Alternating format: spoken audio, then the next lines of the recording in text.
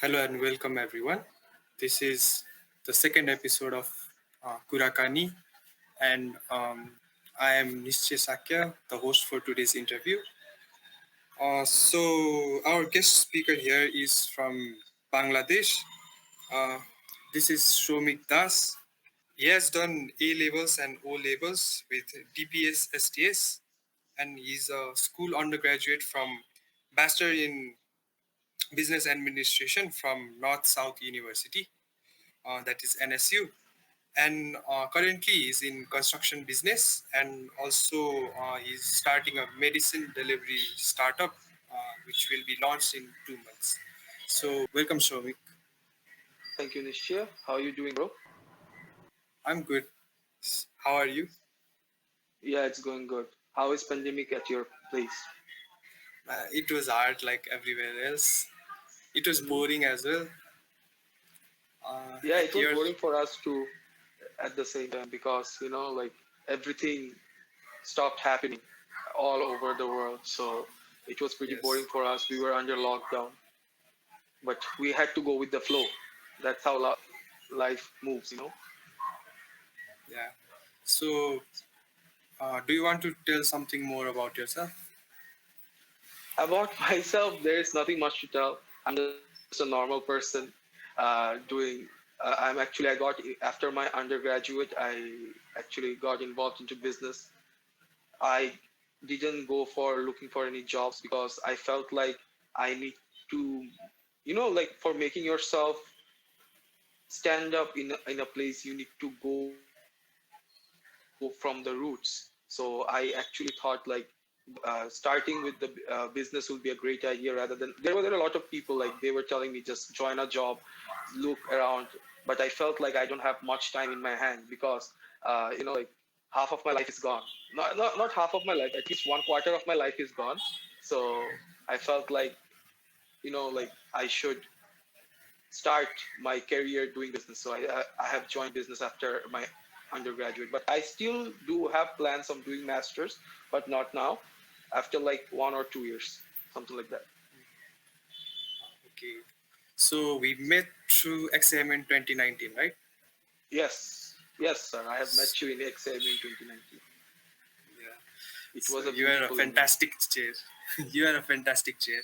Hopefully, I was Yeah. because everyone hates me at the So end of their comedy session. so like let's start with a brief introduction to MUNs. Like about MUNs, what do you want to share with your experience and everything? Look, first of all, Model United Nations. Okay, so I actually got the opportunity of going into MUNs in during my school time, which was around like 2014 or 2015. But in those days in my school, I was in Delhi Public School, Dhaka. So in those days in my school, there was a thing like, like uh, only the good students can do MUNs. That was a rule set by the school. So as you know, I'm not a good student. As I can confirm you, I wasn't a good student. So I never got the opportunity of joining a MUN like back in those days in 2014, 2015. But when it came to 2016, when I joined my university, then I saw this booth, which was written like MUN recruitment, Model United Nations. So my first intents to model United Nations was, do I have to do modeling or something like that? That's what comes in your mind when you don't know much about it. There is a lot of people around the world till now they don't know what's the full form of an MUN or what does we do in MUNs. So things like that works in our mind. But one of my friend from my school told me to join the club, the immune club. So I joined the immune club. So whenever at that time, like when I joined the club, it was something like like everyone was busy, talking about foreign policies, something like that. So I got lost in that loop. I was like, dude, what's happening here? Like, why everyone is so serious about foreign policies and everything? Because like I'm not a person who reads much. Like I have never been a person who actually like I have never been a person like who goes through the book or something like that. So I'm a person who likes to, communicate with people more than, doing those stuff, who likes to hang out more. So for me, it was a very big loop for me. Like, why is everyone talking about foreign policy and everything? And secondly, like, why is everyone is so serious about foreign policies? What's happening around the world that I don't know? So things like that hit me hard. Firstly, when I started doing MUNs, it wasn't like I was doing MUNs because for the sake of going to a place. I visited Nepal too, so I actually, we didn't have much to do in our university time. So I was looking for a break during my university period. So actually, and our MUNs were like on our holidays. So whenever there was a MUN outside of Dhaka or outside of the country, I used to give my name at the first so that I could go there. But slowly, gradually, when I started doing MUNs, what happened is like I saw my friends winning awards where I wasn't getting any awards. I was like sitting in the closing ceremony without any awards. But it actually hit me, and I got my first award in 2017, I guess, in BUP. Then I got my second award in Nepal, and which was my best delegate award. So that's how my MUN journey started. That's how I started knowing about foreign policies. That's how I started reading more about foreign policies. And that's how it all started. Okay, so let's get to the big question. How Yes, was go your ahead. experience in XAMUN 2019? So during my club life, I'll be very honest with you. So first time when I applied for XAMUN, I didn't know what to write in my CV because I was very new to the ED circuit or something like that. So I didn't apply. I didn't apply as in like I fill up the form, but I was very nervous about applying it. So there was a team of people. There was a group of people who went from my club, from NSU MU club. They went to XAMU. So I heard stories from them, like this is how the XAMU was. So the next year I didn't, I felt like this is the time. This is high time that I should go to XAMU. So Dikshia contacted me. That's how it happened. Then I actually filled up the form, and thanks to you guys. You guys actually were very nice to have me there. First time when uh, that was my first time as an EB in Nepal. So I was very nervous. Like last time I was a delegate, though I won the best delegate, but I was pretty nervous that this time how will I teach them? Because last time when I had the experience of people talking in Nepali, so it was very hard for me to come to the form like how will I teach them so that they get it in their they get it very easily. So it was very hard for me initially, but I saw Shrishab sitting beside me. I saw like Sejol there. So I was telling them like it's uh, whenever it's hard for them to catch a thing, just let me know so that you explain to them in Nepali language. So Srisha was very helpful to me. Srisha was there, and it actually was a good experience. So what I was doing is like I was actually teaching them rather than running the committee. I was actually being a teacher.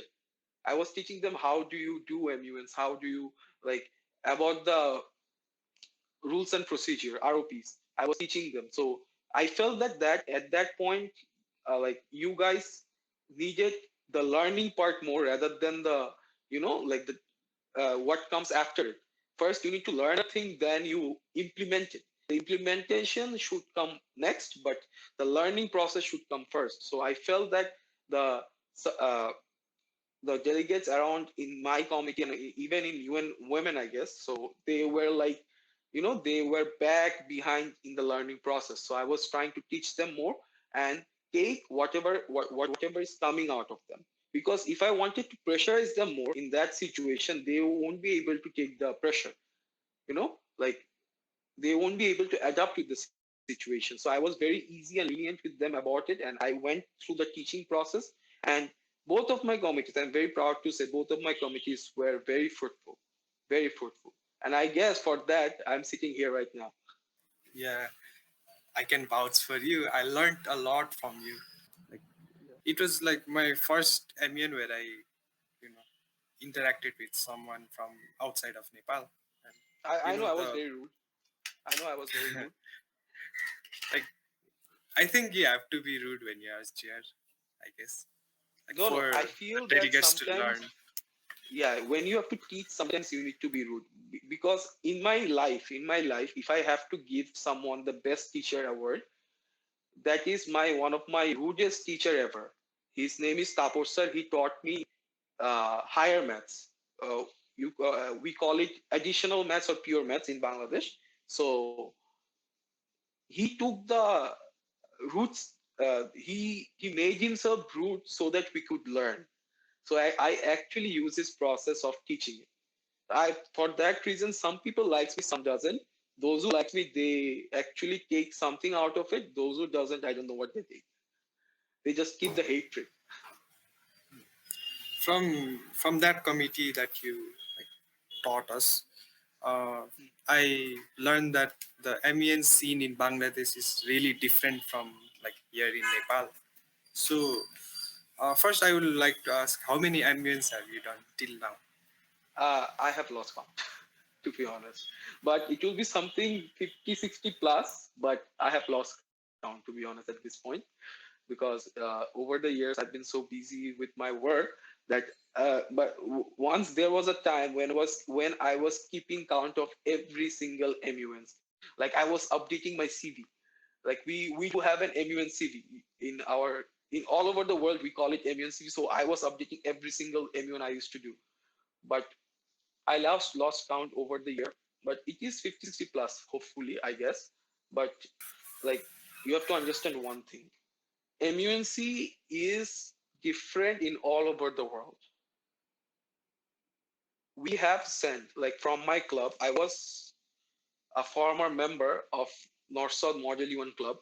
So whatever I have seen, like from my club, we used to send delegation to Switzerland, we used to send delegation to United States of America, we used to send delegation to London. So whatever we have learned from that process, that MUNC all over the world works differently. So in India, whenever the time I went to India, so I have seen people are getting paid for doing MUNs. I have met a guy who told me like he does 7, 8 MUN per year, and from that he earns something around like amount like 1,20,000 rupees, something around that. So he's like, dude, during my free time, I just do that so that I have good pocket money. So that doesn't work in Nepal and Bangladesh. That culture, we don't have that. I've seen in your country too, in my country too, we don't have that culture of rewarding people with money if they do a good performance, or rewarding an EB with the service they are providing. But that happens in India. In even for the executive board, I went to Goa in Beach Pilani. So as an executive board, I received the flight fare, and I received uh, there was an honorarium money for me. Like they have given me that. They have given me all the facilities. So that's how they have that's the culture they have in India. But in Bangladesh, Nepal, we don't have that.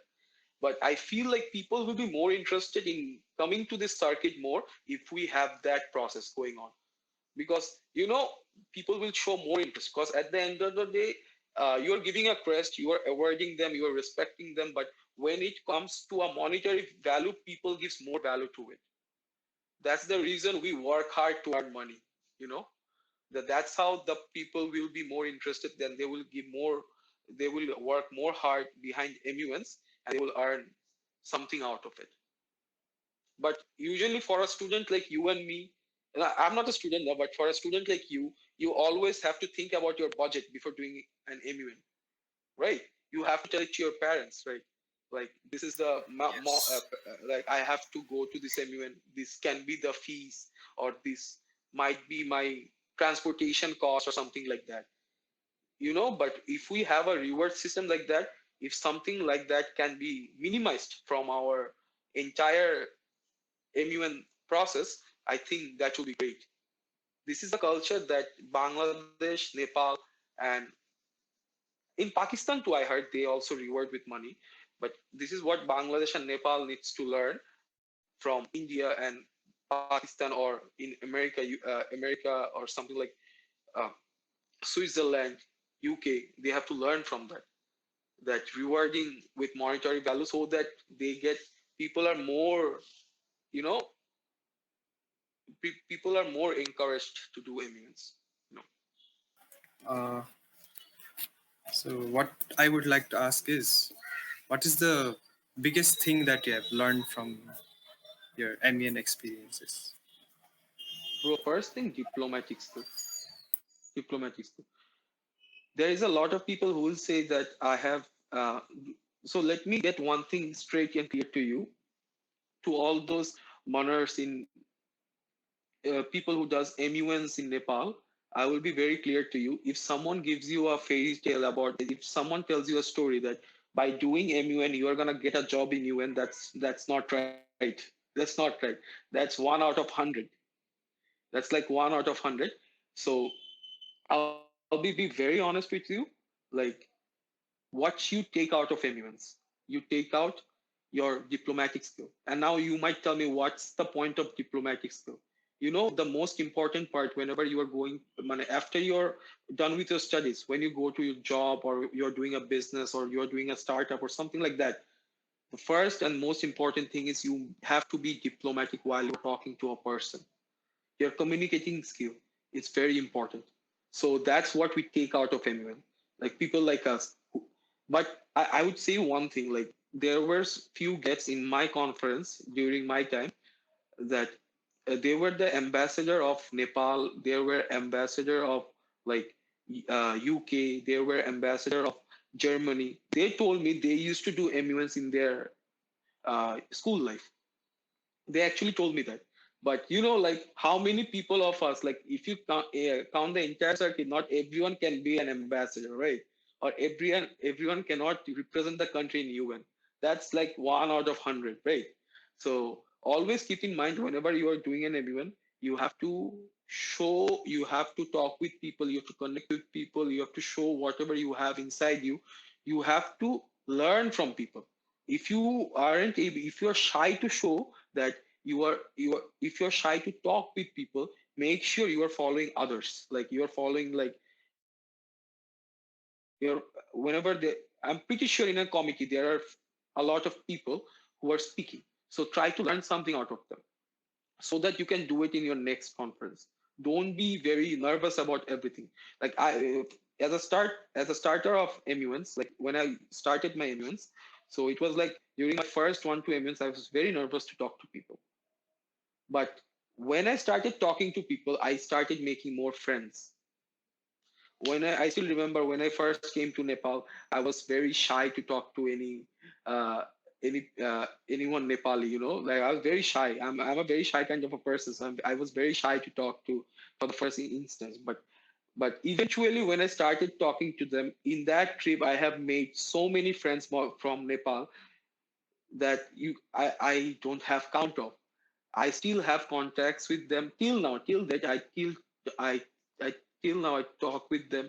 And even on my second trip when I went to Nepal, I have received a lot of help from them. They have helped me a lot during my second. When I came to XAMUN, even I met Jia at my first MUN. You know Jia Shrestha, so I've met her in Yeah. my first MUN when I was delegate, and I met her second time in XAMUN. She was there as an EB2. So you know, this is what connecting with people means. Even one of my senior brother, he told me like, uh, whenever you have this, you know, we have MUNs all over the world, right? Whenever you have connection with a lot of people. He once went to Malaysia. You know, Malaysian circuit is very good. Malaysian circuit is doing really good. So when he went to Malaysia, he went with his parents. He actually called someone from his last MUN, which he did in Malaysia, to receive him from airport. So that friend of his went to airport. So you know that kind of help you're getting whenever you're new to a place, or you are connecting with people. That's what matters at the end of the day. because United Nation means we are united by all, right? So that what MUNs helps us. This process helps us. So, what changes? What other changes would you like to see in our ambient circuits? Like anything else? If I talk about the Nepali circuit, I went to XAMUN, I went to that AMUN. So what I have seen that there are a lot of people who doesn't know. Those were sitting in the committee who doesn't have any clue about what is MUN. Even in our committee, you remember there were a lot of people who didn't have any clue that what are we doing. It happens. It happens. So I feel in Nepal it's more. In Bangladesh we have that, but it's not as much as Nepal in Nepal. So in Nepal we have that more. So I feel that teaching them, I feel this club thing going around all over the country is very good thing. Like every institution, every educational institution should have an MUN club so that they can engage more with the circuit.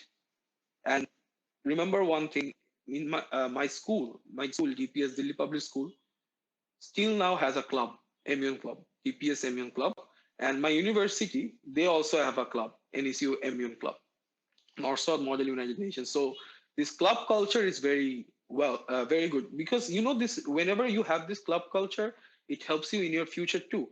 Because you never know, like your one of your elder club senior might get a job in a multinational company or a good company in your country.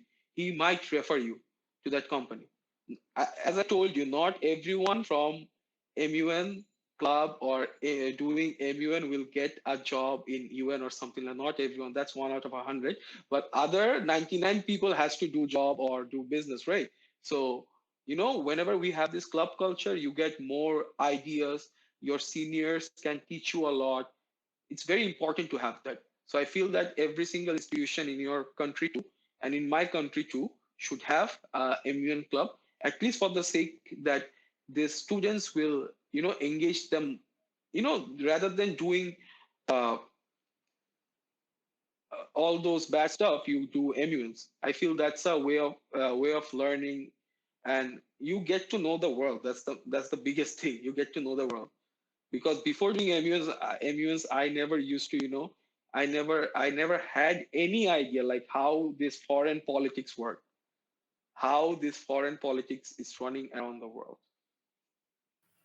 So, like you told, like over the recent years, I personally have seen that the number of MENs in Nepal has been like growing a lot. Like many schools have started their own MENs and like MEN clubs as well.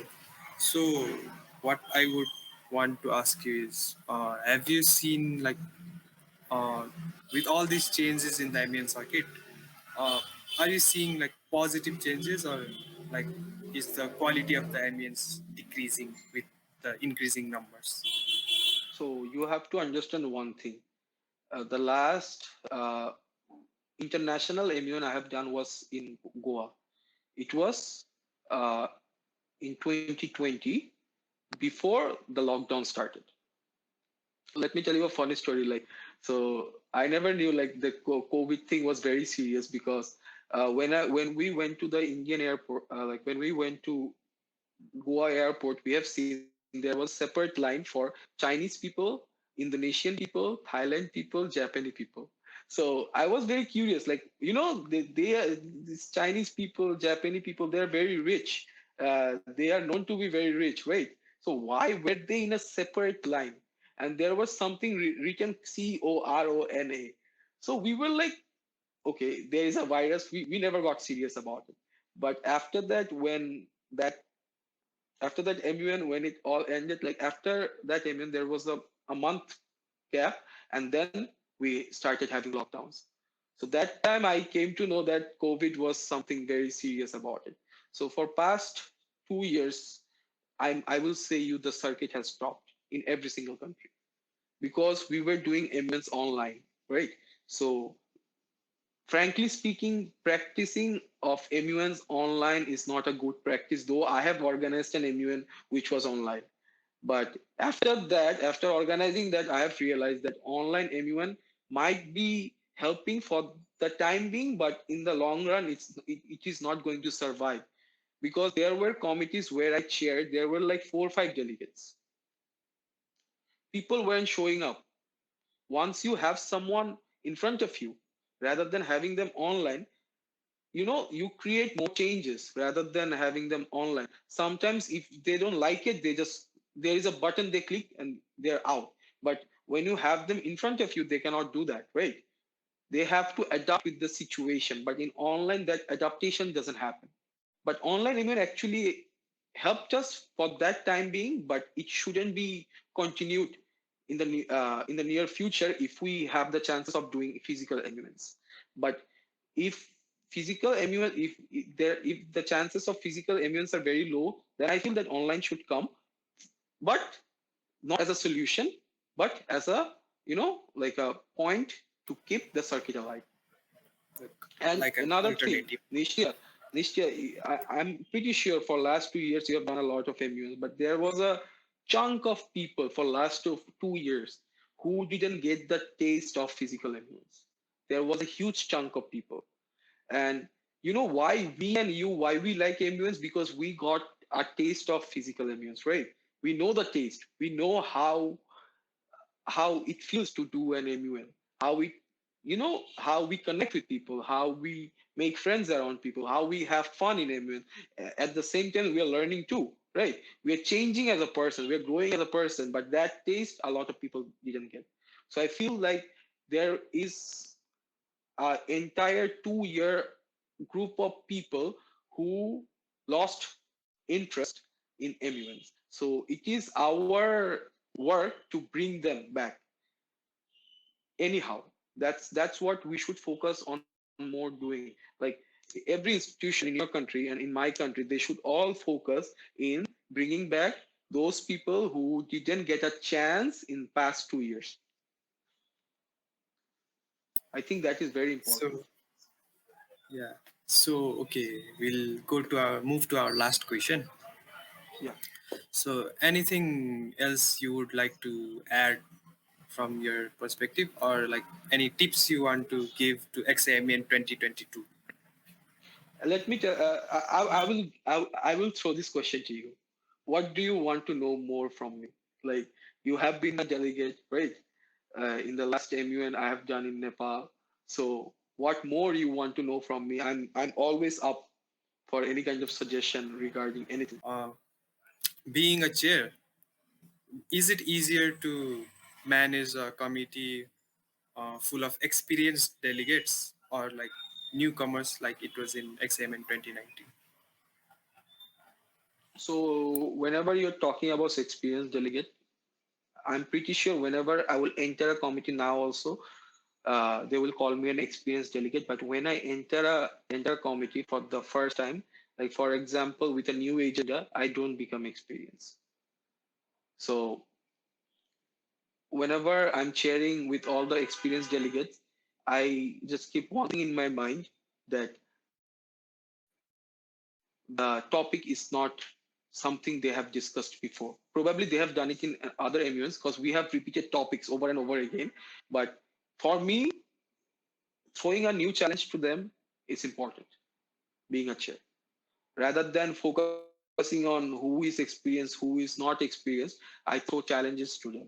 Like, this is how things has to be done. Though I don't interfere in the committee, but I do let them know that this is how things has to be done. This is how you need to win an award. This is the criteria you need to fulfill. If you don't fulfill those criteria, you're not getting an award. And even people, sometimes experienced delegates, what they do is what they don't write the position paper. They think like, anyhow, I won't, my position paper award doesn't matter. I will get an award in the committee. But I actually include that position paper mark in the entire marking system. Remember, I used to do that in your times too. In your time, I did that too. I took all of your position papers. You guys emailed me. I've checked it. I put in your total mark. So a lot of experienced delegates, they think they are over smart and they can run away from it, but actually I don't do that. So I actually follow a process in which no one becomes a lot of experience with a lot of experience, if they even come in front of me, if you have to follow that process, you become a newcomer. In that way, it's very easy for me to handle a committee with the experienced delegate, I feel. Though I haven't, though I'll be very honest with you, I haven't chaired any Security Council committee because I have never participated in a Security Council committee as a delegate. I only chair those which I have participated as a delegate. So, would you like to see more experienced delegates or like newcomers in XAMUN 2022? Well, actually, this is what happens. This is what everyone does in every MUN, like whichever I have chaired. So I told you I love teaching, right? They put all the newcomers in my committee. They always take me for granted. They always put all the newcomers in my committee. So I have seen a lot of experienced delegates in my committee, but I haven't seen a committee where it was full, like the way you say that full of experienced delegate in one committee. Happens till now. I guess I have done 50 plus chairing in my life. Till now, I haven't seen a committee where it was full of experienced delegates. So I actually don't mind anything. If you give me a chunk of newcomers, I would love to do. I would love to run the committee with them. If you give me a chunk of experienced delegate, I would also love to do that. So anyhow, I'm happy. I just like the process of chairing. That actually that's a break from my work. In though I have stopped a lot of in recent time, like for past 1 year, I don't chair a lot. Only selective MUNs I go there. So for me, taking a break from work and doing MUN, it's a relaxing thing for me. So I don't mind doing it. And once you have the taste of doing MUN, you will continue doing it. I feel you are gonna continue too over the years. Yeah. So, uh, that were the questions for today, and I think it was really fruitful. So, anything else you want to add? For you guys, like the secretariat team, remember one thing that you are not successful the day you release the day you released your event time of your MUN. You will be named successful by the delegates after your event.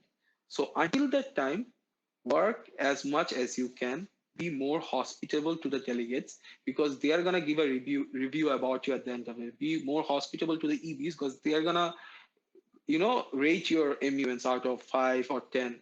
So you are not done until the last day. Just don't lose it on the first day, like being like, oh, I have got so many delegates. I feel this MUN will go well. But that's not how it works. You have to keep every single day as your challenge. You have to put your work accordingly, and that's how you're going to receive your goals. And even on the last day, let me tell you one thing, even on the closing ceremony, if you think your work is done, it's not done. You have to end your closing ceremony well. You should always keep that in mind. So that's how you should go with the process. Because I have over the I have organized 4 MUNs. In 3 MUNs, I was like in the secretariat level, and in one MUN, I was the chief advisor. So I have seen the process. So I feel that like until the last day, the last minute, the job isn't over, the task isn't over, and you shouldn't think of yourself that you have done something great. Remember one thing: this MUN thing is going all over the world, so you shouldn't rate yourself like that. People will rate you. Don't rate yourself. You will get to know how much successful you were in the next year whenever XAMUN 2023 will happen, because you will see a huge if you see a huge response from people, that is people liked your event for sure. But if you see a low response from people, that means you weren't good with your job. This is what we used to do in NSUMU club. We were known to be like one of the largest club in the country. In our country, like we actually broke few records. We had like in one of our conference we had like 800 delegates, something around that, which was a record in Asia too. So every time when we used to get this kind of milestone, we used to think like, we are moving forward or we are doing good. That's how our thought process was. So I feel that you guys should also adjust your thought process like that. The more response you get the next year, that means your previous year tenure was good. Okay, I'll make sure the Secretariat watches these meshes in loop. I'm more of a secretariat guy rather than a EV guy, EV person. I like Yeah. organizing it more rather than doing it. So thank you, Shomik. That Thank was you it so for much. today. Good to see Yeah, you and after like 2 years this yeah, year. same here. So and thank you everyone for watching. That's Thank it you. with our episode 2. Thank you everyone. Thank you.